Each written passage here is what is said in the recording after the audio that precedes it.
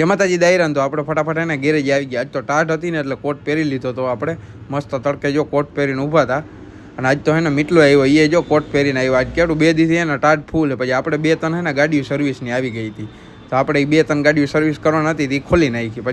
પછી આજ તો રાણાભાઈ આવ્યા જોઈ ચા પીતા તો મસ્ત મજાના ગેરેજે.